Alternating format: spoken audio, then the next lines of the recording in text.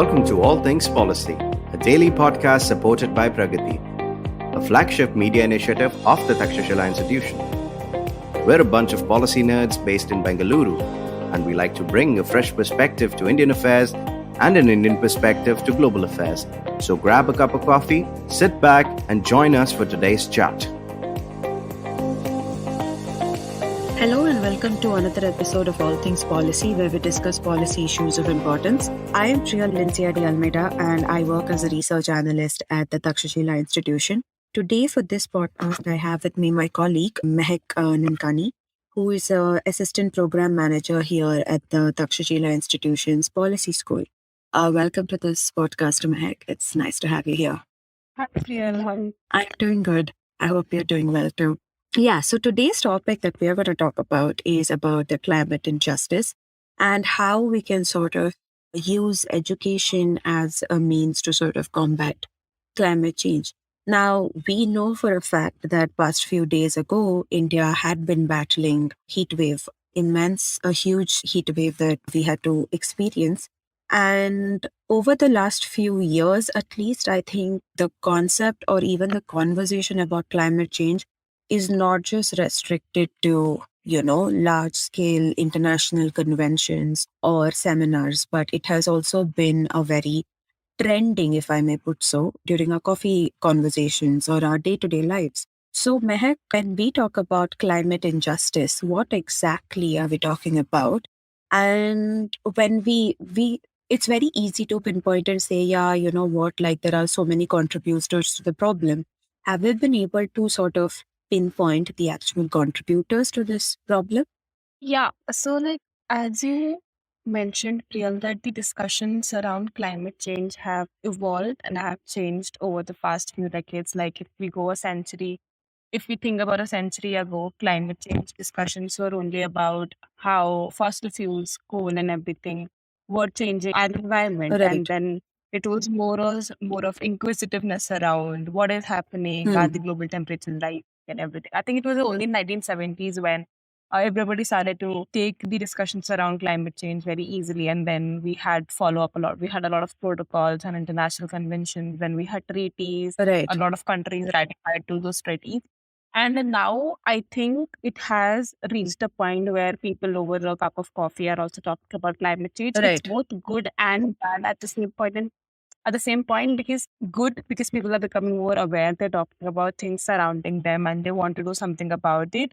And for example, like mothers are worried about the kids' growth. We know that air pollution after a certain Right. level affects child's cognitive abilities. So mothers are talking about it. We know school students are talking about it. For that matter, school students have taken the road to like speak about Right. climate injustice, about climate change. We know the things that Greta Thunberg has done over the past few years Yeah. and how she has tried to mobilize school students around the globe to stand up and Right. strike against climate change. We may agree or not agree completely with what she has been doing and what she wants out of both developed and developing nations. But one would think that she's doing it, that she's successfully achieved to mobilize all nations together. Right. But having said that, I was speaking about how it's bad also because, it's not a good conversation to have, right? Yeah. Like, oh, air pollution is people are dying, they're having heat waves, there are floods around, Right, droughts right. around. There is no permafrost anymore. There are catastrophic events happening. So it's also bad at this point that we have reached a level that things are going closer to irreversibility. But it's always nice to be aware and to always have that motivation to do something and to keep the global temperature below 1.5 degrees Celsius, as mentioned. Right. But when we talk about climate injustice, we talk about how the developing world, probably the poorer nations or middle income Countries. nations, Yeah. yeah, exactly, are the actual ones who are enduring the brunt of the consequences. And for example, when we look at the numbers, we know that an average American pollutes over 20 times and an average Nigerian and 10 times more than an average Indian. So, but we still know that countries like India, Bangladesh, Sri Lanka, a lot of low-lying islands are actually bearing the brunt of climate change. We are not Right. actually we are not the big emitters. We're still not the biggest emitters, even though we are still on the developing track. Right. But we're still probably always blamed for us. You know how India and China and Brazil are always blamed for being the biggest polluters. We always talk about how China's industries are polluting, or Delhi. We talk about Delhi's air pollution every year during the winter months, but there is no discussion around the historical context. Nobody talks about how the US or the Russia Mm-hmm. or how South, for that matter, when they were having a developing trajectory, they were the ones who actually the biggest contributors to the pollutants, and now nobody is looking at it, and hence the low income countries are always actually called the main part of the Right. problem and are more responsible for it. And we always talk about how the net emissions should be pointed out to be zero Mm-hmm. if the climate change consequence stop to occurring. But nobody talks about the concept of environmentalism of the poor. For example, an average Indian who has issues of food and Right. water will probably not think about environment at that Yeah. moment, but probably have average American whose needs are already in need, they probably start to think about climate Yeah. change more. And I'm not saying that India shouldn't take steps to reverse some changes, or it shouldn't take steps to probably for a more sustainable way of growth. But I'm also saying that probably the developed nations need to step up more because of their actions Right. that the developing world is suffering. And it's so it's so funny, if I may to add, that all of these countries have always spoken about these Yeah. treaties and have ratified treaties. Even when the Kyoto Protocol happened and everybody was talking about it, but we know several developed nations did opt out of it later. Mm-hmm. You Yeah. know, one talked about net emissions of zero. We talked about the collaborative approach and shared responsibility, both for responsibility and action. But like later, many countries opted out of it, and also like Canada, which was supposed to reduce its emissions. Mm. 20 years later, it was found that its emissions were higher than ever before.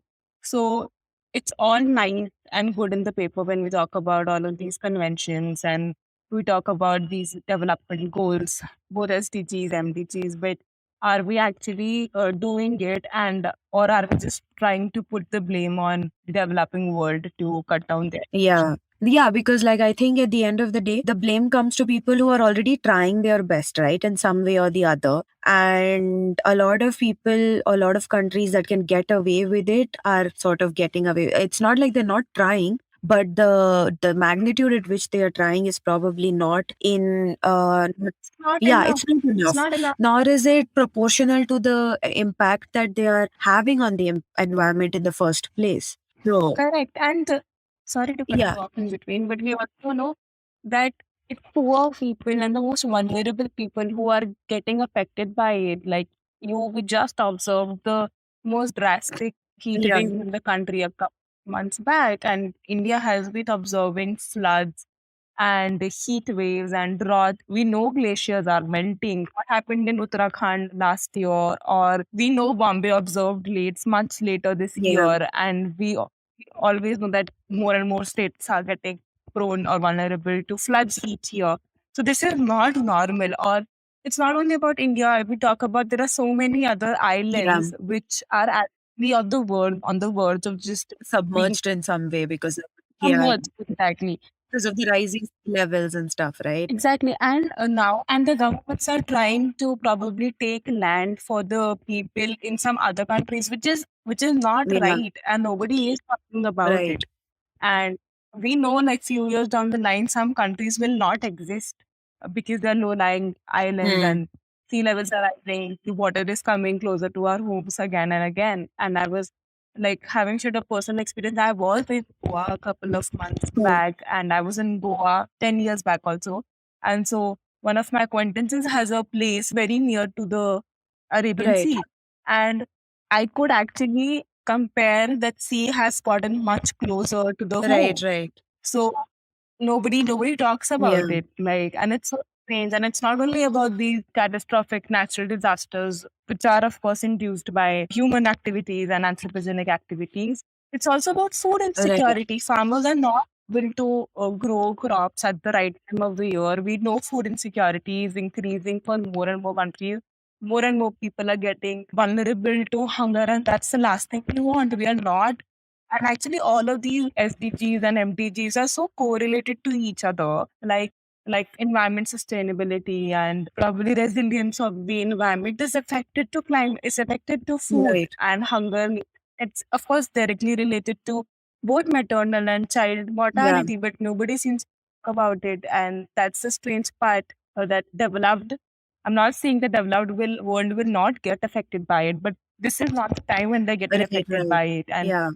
I was reading, I was reading it somewhere that how a child in the developed world is watching it on TV that this is how the world is going to Yeah. be. There will be no glaciers, the sea levels would have risen, and crops would have failed. People would have died of hunger, and there will be floods around. There will be droughts. People probably we will have both ice age in one continent and extreme heat waves in the other continent. But child in a developed world is watching it. Probably a child in the most poorest part of the world is already Yeah. observing it. It's already Experiencing it. experiencing it. Yeah. And do you really think that they know why is it Yeah. happening to them? Yeah, like if you read about the SES, that's the social ecological systems, we know that a climate and anthropogenic activity in one part of the world will affect climate in another part of the world. For example, the Brazilian coffee failure was because there was some anthropogenic activities, man-made induced activities in some other part of the Right. world. And it takes us time to also figure out these things, right? Yeah. That's what climate injustice is.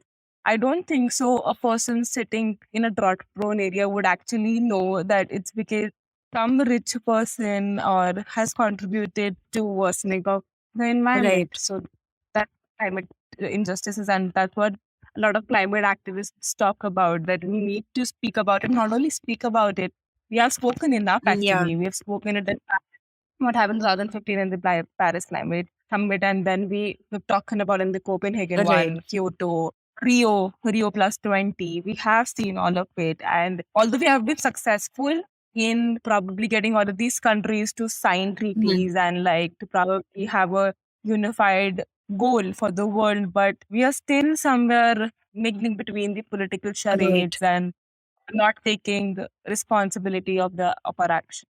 So now that we've talked about like what climate injustice is and like, what are who are the actual contributors of the problem and in general, like what are the conversations surrounding it? We know that this conversation has been ongoing for quite some time now. And we know there are treaties being signed and them countries withdrawing. We know so many things happening, right? But why has there not been any sort of action or there have been no repercussions for some of the actions that have been involved with respect to climate change? See, the first important thing is that there are no specific measurable activities that have been planned. So even if you see Rio plus 20 document on the future we Right, want, there are no specific actions given. All of the countries have been asked to commit voluntarily. And even if they don't do some things, there are no punishments mentioned about it, Yeah, right? And all of this, of course, we know that a lot of seminars and the conference agendas have been criticized for being weak and even more difficult to compete because there were no prepared right, specifics. And have said that like a lot of these developed nations do come for these treaties and they always sign up for right, it. But there is always a gap in the implementation structure, which also worsens the ongoing tensions between the developed and the developing hmm, world. And we know that there is an absence of global agreement and the collaboration for a sustainable future. right, And we all often talk about environment and climate change treaties, but we have to also realize that a lot of times that these all of these are political shams which try to design a charade to hmm, create an illusion of progress towards a sustainable future. Countries have taken parts in summits and conferences for over 40 years, but there is of course a lack of concerted political action and commitment. And we know that Russia and Japan and even USA and Canada have signed to the agreement, and but later they have opted out of it, and they have not worked enough to reduce their net emissions. They are still increasing year by year, and we know the repercussions of it. We know that there's an earth overshoot day, right, right? Like when we have consumed all the resources available for human use for that particular year. Earlier we used to have it in October. Now it's pushed to actually August. Then last year it was in July. So each year it's getting nearer and nearer, and it's not healthy, Yeah. right?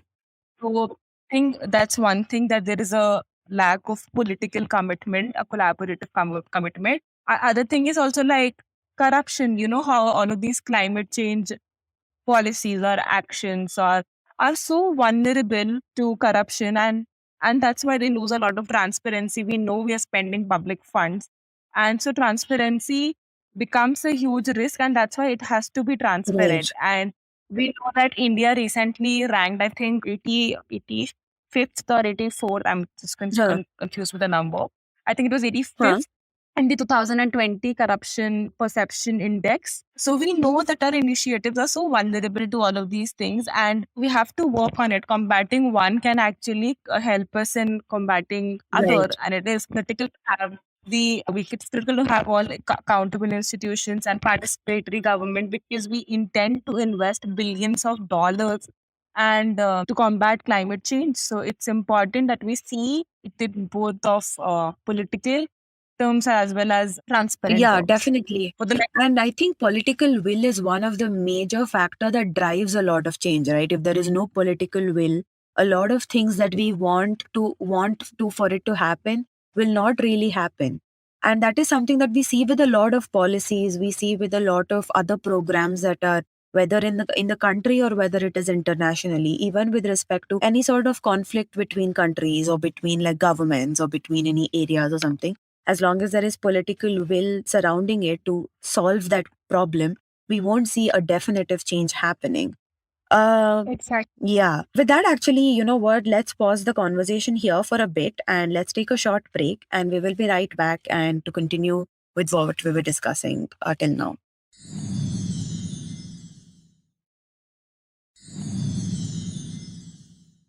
Hello and welcome back to All Things Policy. And today we were discussing, Mahek and I were discussing about climate injustice. And up until now, we have actually talked about what exactly do we mean when we say climate injustice and who are the contributors of the problem and where exactly does the problem lie. Now, one of the things I know, Mahek, for a fact that you have also vouched for in the past or you keep vouching for is the impact of education that will help in combating climate change. So like how do you think education can help in this particular aspect? Yeah. So see, the first thing is climate change is here to stay. A lot of people I know still don't believe in it, but Yeah. it's Yeah, it's definitely. inevitable, right? Yeah. It's happening. And a lot of things like glacier melting and like permafrost, all of things are just getting irreversible now. Probably we will never be able to go back. Coral reefs are getting converted into algae beds, and they're achieving a new stage of equilibrium. And we know we can't probably get them back Right. until match or extreme efforts by humans around the world. So I think it happened because a lot of neglect was taking place, and nobody was taking thinking about the environment, Mhm. and nobody took it into Yeah. consideration because we didn't know about it. But now we know about it, and that's why it's important for the younger generation to develop the idea of sustainability and a sustainable life from the very Yeah. beginning. We have to them what's important. We have to teach them what is happening around us. We have to teach them that their individual actions are also responsible for any change in the environment Right. surrounding Yeah. them. And I'm just giving you a most random example. We teach our kids, we just don't say anything to our kids for firecrackers Yeah. on a particular Right. festival. And I'm not against the festival. I'm just saying that you have studied through it, Yeah. right? Parents have studied all of it. Parents Mhm. are, I'm sure a lot of them have observed all of these changes. Like there have been changes from the childhood to now. And the environment is changing. There are extreme summers and winters in Right. India. So we have to teach our kids the importance of environment, sustainable environment, sustainable development model, and growth. And I think apart from homes, it's very important that school curriculum, especially in India, like that, we are speaking of Yeah. India, it has to made a compulsory subject. I think it was in 1991. Then there was this petition by MC Mehta, of course, and he had a petition in the Supreme Right. Court. And after that, it was made mandatory for as a part of the curriculum. But it has mostly been related to what is Yeah, environment, what is ecology, what are abiotic and biotic exactly. systems. Sorry, that nobody is talking about global Right. warming. Nobody is talking about what's happening in the recent past.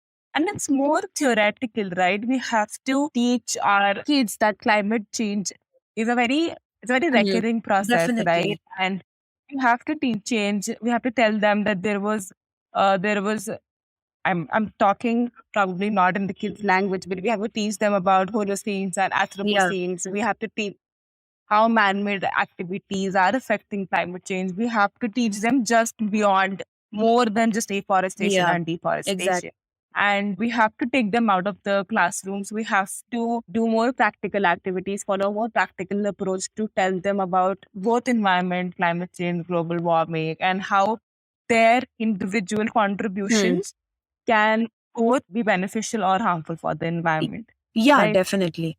And I think adding to that point also, like, even if you have environmental science or whatever in school, right, which basically teaches you basics about what environmental science is, what I've also observed is that there are no higher education institutions that offer courses at, like, bachelor's level or master's level at ecology, evolutionary ecology, or even environmental sciences and stuff like that. So what happens is the education about environmental science just ends at 10th standard, and 11th and Exactly. 12th the science students focus more on physics, chemistry, math and biology. And in biology, evolution, or even for that matter ecology, is not part of the subject.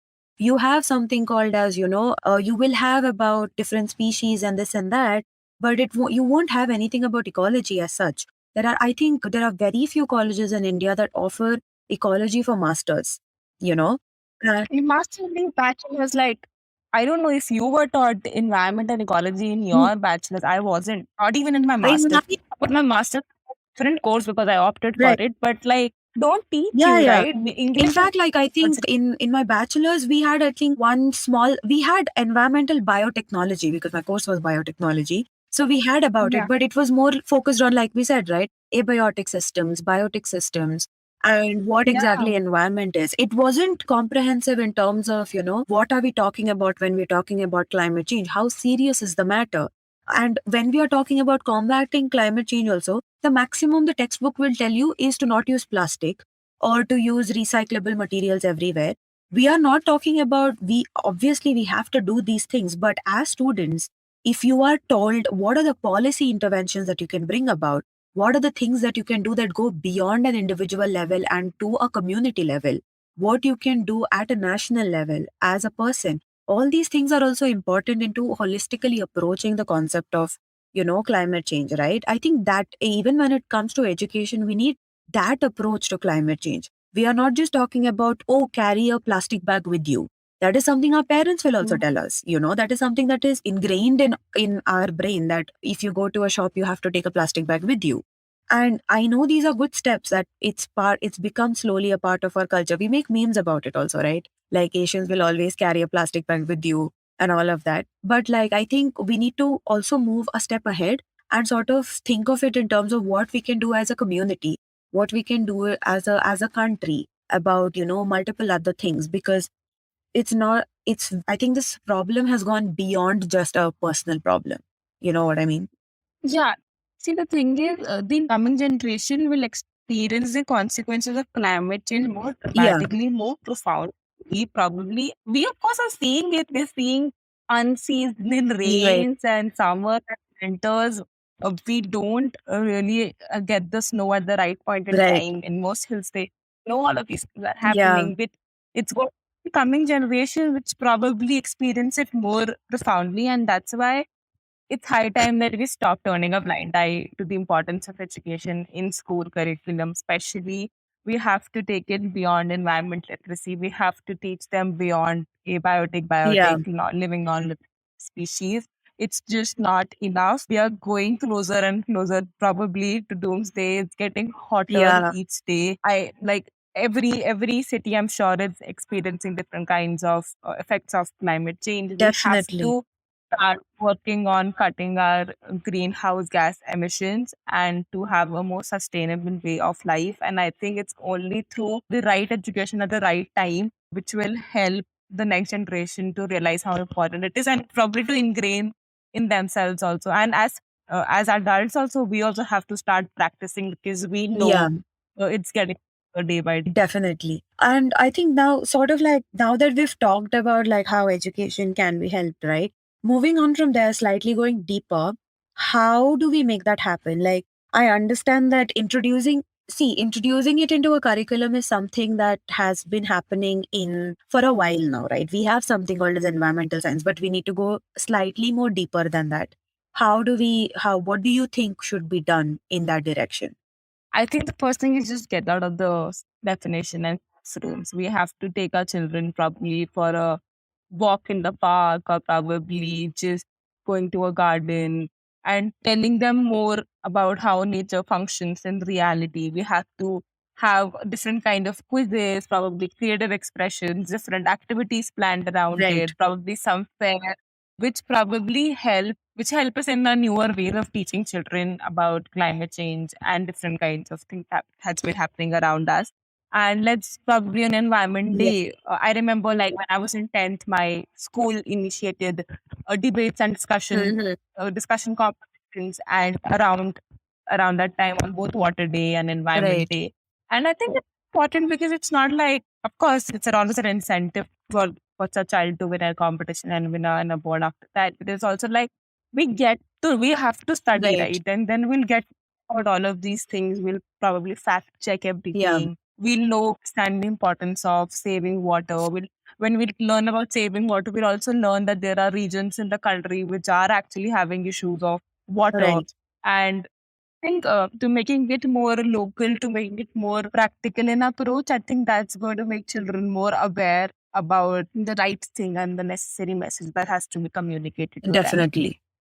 So, yeah, definitely. I think more interactive way of teaching them in the sense like rather than just Interactive. yeah, in the sense wherein because I remember even in our school, right, for Environment Day and all, we would have like these things where we would be involved in making some projects together or even, indulging in debate competitions and all of that, where a conversation was encouraged. Any Yeah, conversation. come on. I think great school children do yoga Yeah, on International Yoga Day, exactly. right? And I'm not saying yoga is good for your health. Of course, everybody should do yoga, but like we can also encourage children on this like on Environment Day to plant a tree. And of course, have in mind like what kind of tree suits a particular environment. We can't be planting mango trees in probably Rajasthan or all of that research and everything. But I think why not? Just probably planting seeds and like planting a tree would help, and just getting to know about rainwater harvesting or paper recycling or recycling, I reducing know even everything. at a community level, I remember one of, I think, a religious place near my home. On Environment Day, they gave saplings for free to all the families of that particular village. And everyone had to take care of that sapling or plant and everything. So it was encouraged at a community level of some sort, but this can be done at school also, right? Because you live in a community, you go to a school of that community and everything. So these kind of things, when they are encouraged, kids also will know the importance of these kind of days and and they'll probably like take it forward as they grow up. So these could be some of the ways that they could be done to going ahead. Yeah, correct. So yeah, thank you so much, Mahek, for joining me in this conversation. This was really informative, and I hope our listeners also had a great time listening to us talking about this. So yeah, thank you so much, and to all our listeners, I hope you had a great time and keep waiting for more. Bye. If you liked our show, don't forget to check out other interesting podcasts on the IVM network. You can tune into them on the IVM Podcast app, ivmpodcast.com, or wherever you listen to your podcasts. You can also follow IVM on social media. The handle is @IVM Podcasts on Twitter, Facebook, and Instagram. And hey, if you'd like to dive into Takshashila's research on technology, strategy, and economic affairs, check us out at our Twitter handle @TakshashilaINST or our website takshashila.org.in.